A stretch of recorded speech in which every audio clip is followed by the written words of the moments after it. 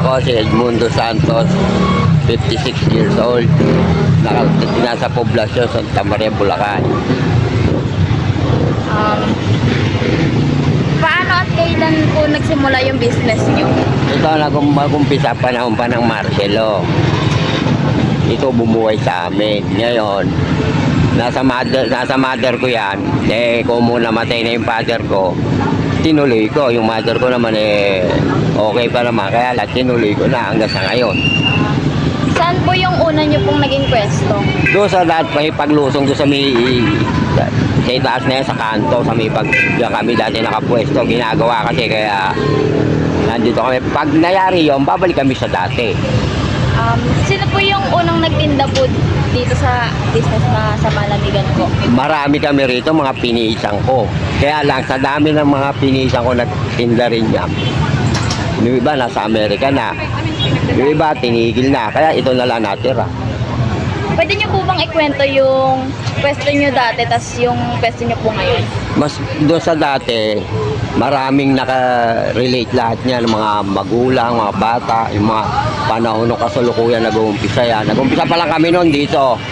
Ang ginagamit namin, puro baso na kristal. Tapos ang gulaman noon, hindi powder, yung talagang gulaman na sinauna.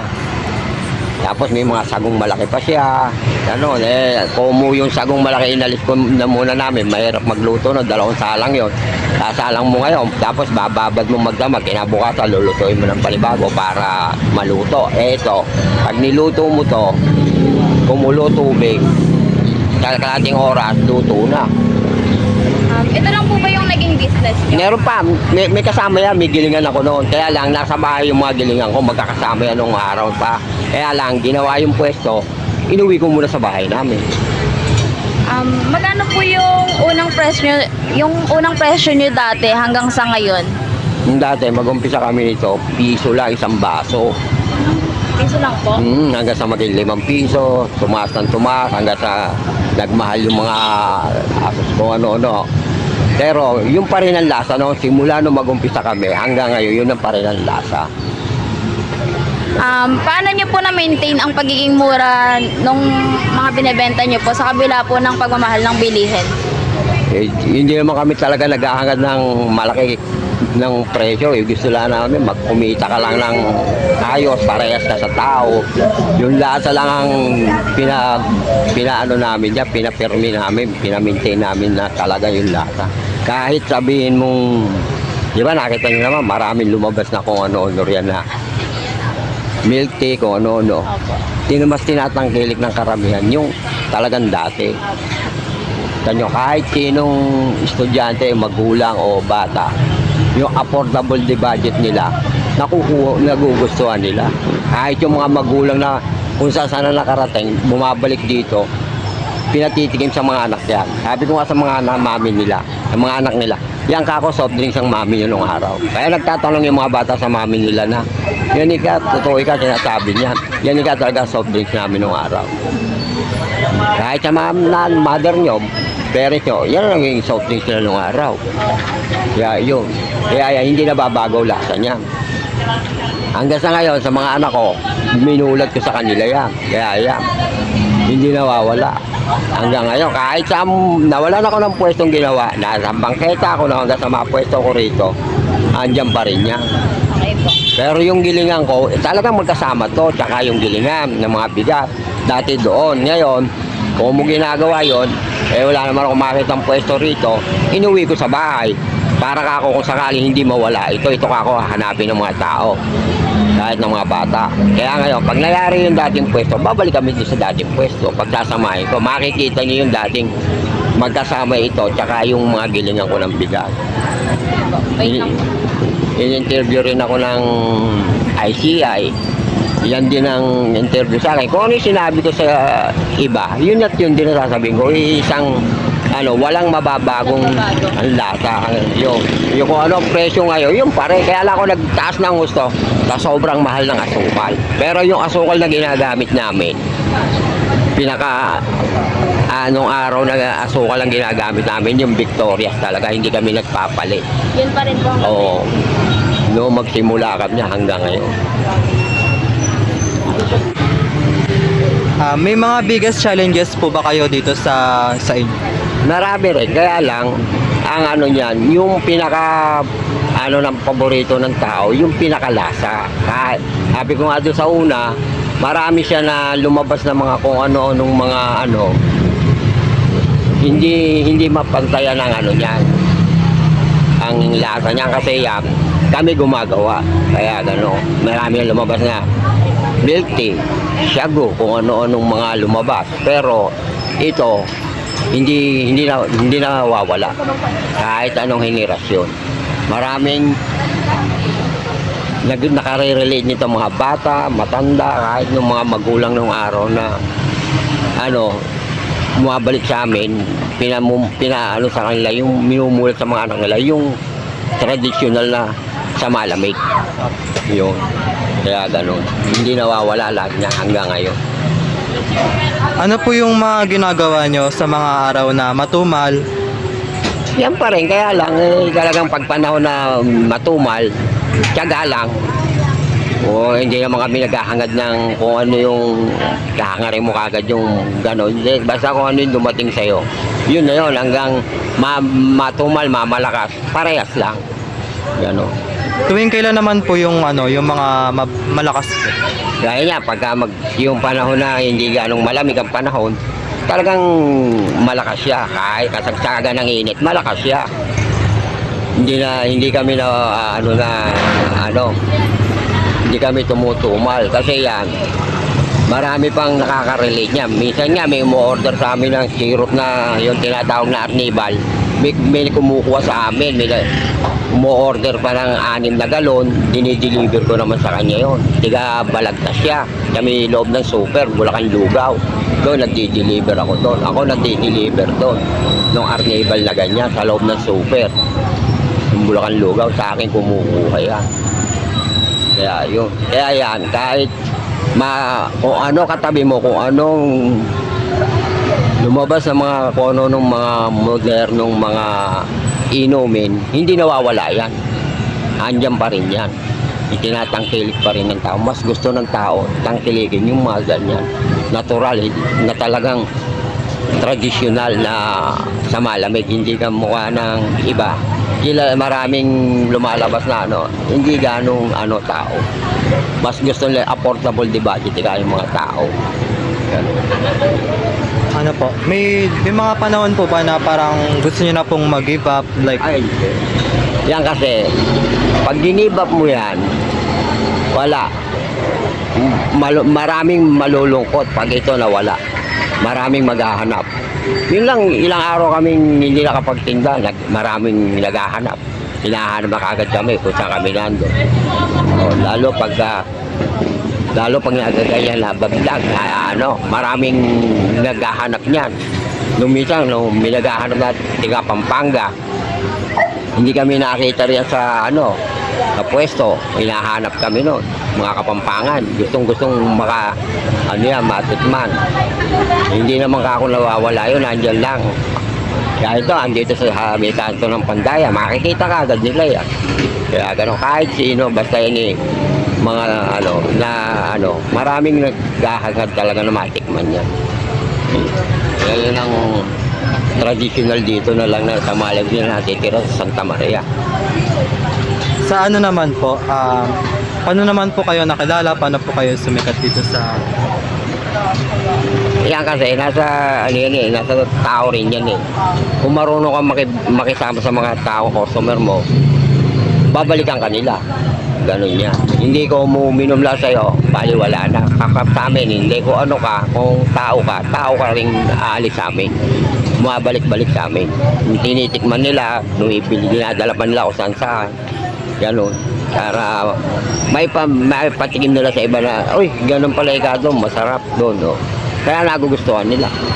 Maraming nagbabaon pa niya kung saan. Meron pa nga kumukuha niya, mga tiga Quezon City minsan eh. May bili rito pag natin. Lalo pag yung mag-okasyon dito sa bayan. Magpipiesta. Lagi mga Santo Niño. Maraming tao.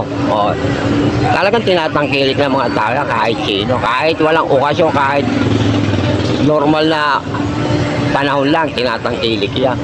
Hindi nawawala. Dalawa tong pwesto na to dati. Yung isang pwesto namin nando ginagawa sa taas. Kung mo yung isang kasama nito na gilingan, inuwi ko muna sa bahay.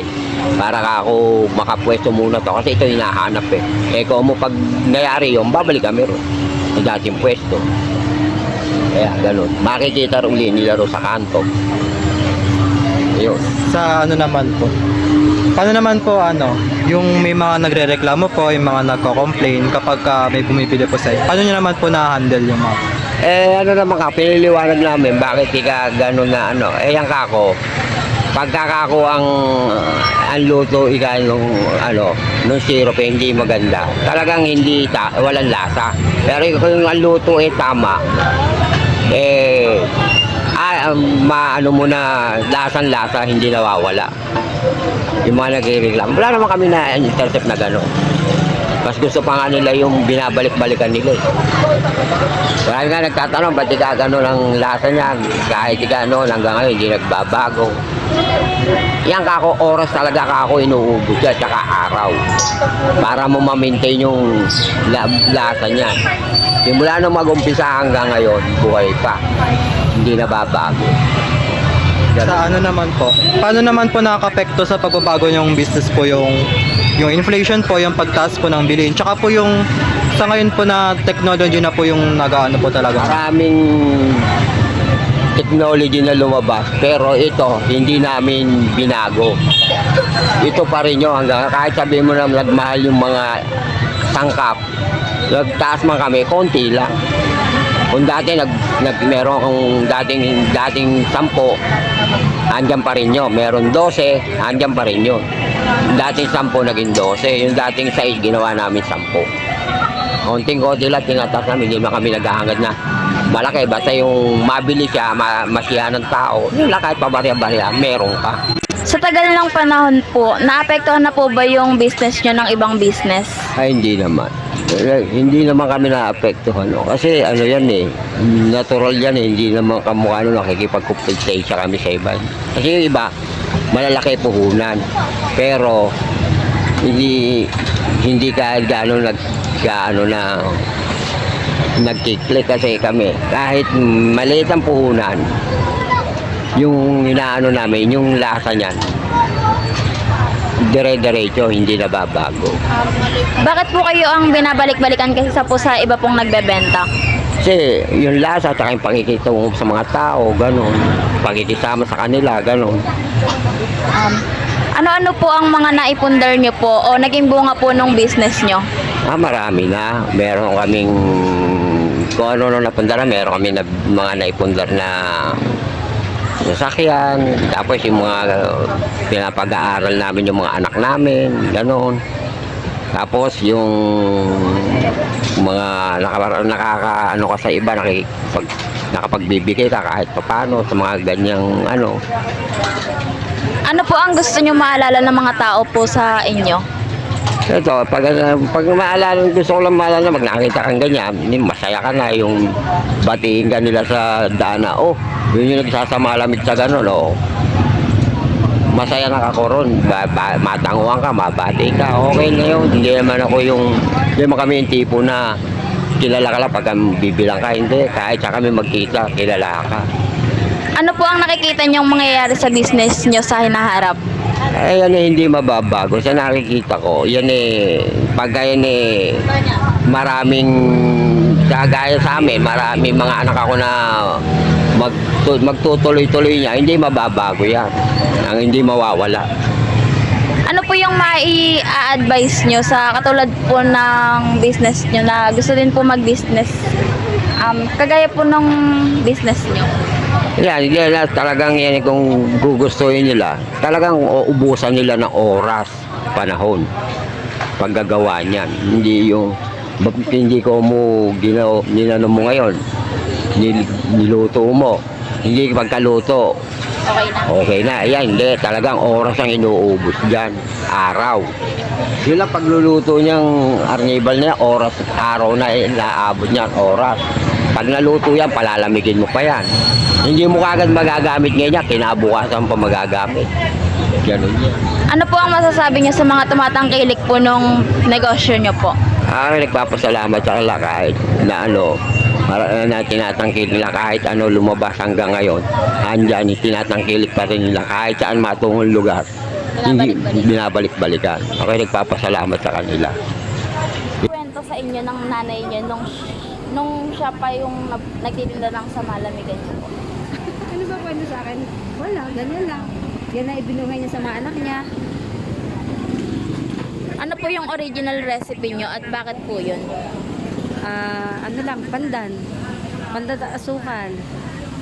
Yun ang talagang recipe nila, pandan. Bakit po yun yung napili niyong product? Hindi ko alam eh. Kasi pumasok ako sa kanila, talaga yan ang hanap buhay nila. Kaya ngayon, kung mo hindi na siya nagtitinda, ako na nagpatuloy. Ano po yung mga problema na kinaharap niyo po noon? Ay, marami. Siyempre, pag mahina, walang benta, walang pera, walang kita. Eh, yan lang binubuhay ko sa pamilya ko eh.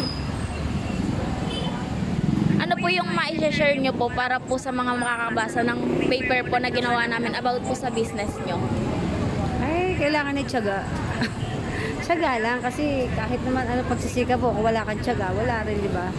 Kailangan hanggang may nagtatangkilik pagpatuloy. Kapag ka wala na, eh, wala na magagawa. Marami pa ba wala? Ano po yung naging lagay ng negosyo nyo nung panahon ng pandemic? Ay, wala. Stop kami. Sa bahay lang kami. Stop. Wala. Sarado lahat. Ano kayo nagtitinda? Hindi, sarado lahat. Wala kaming tinda na mag-pandemic. Sa bahay lang. Dumating po ba sa sitwasyon na merong nanira po tungkol po sa negosyo nyo? Ay, wala pa naman. Bakit sa malamigan po yung napili nyong ibenta? Eh kasi, napangasawa kay anak na may palamig. Eh di syempre, napagpapatuloy kong hanap buhay. Wala namang iba eh. Ano po yung ibang naging negosyo o trabaho nyo po bago kayo magtinda ng sa malamig? Nagtitinda ng gulay. Namamasukan din ako minsan naglalabada. Basta, marami. Sa paglipas po ng panahon, nagbago po ba ang recipe ng sa malamig nyo? Ay, hindi. Yan ang hindi kailangan mawala. Yung pagbabago, hindi dapat yun. Basta kung ano yung nauna, yun pa rin hanggang sa ngayon. Kasi, pagka nabago yan, wala na. Kasi may suki rin kami niya na taga Green Hills. Marami ako suki niyan eh. Kumuha sa akin. Ngayon nga, may order ako, 6 na container. Malakas ko mo ngayon.